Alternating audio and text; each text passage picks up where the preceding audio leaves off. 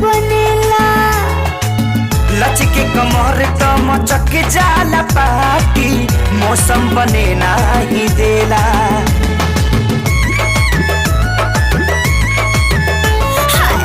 गोड़ा झुरा जाला ओढ़ना बिछौना, फेर न करवट बनेला।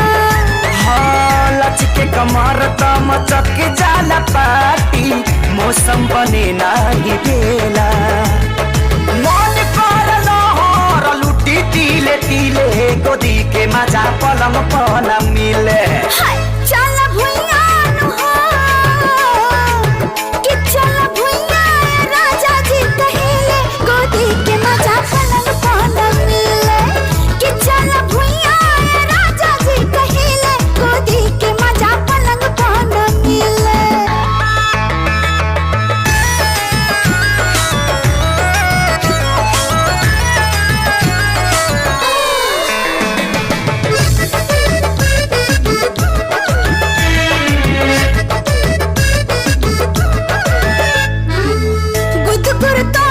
बिछादा ये बालों लागे घूमवा लगाता। लागे आज बहुत मूड में तू बारू, ए रानी हमरो से ज्यादा।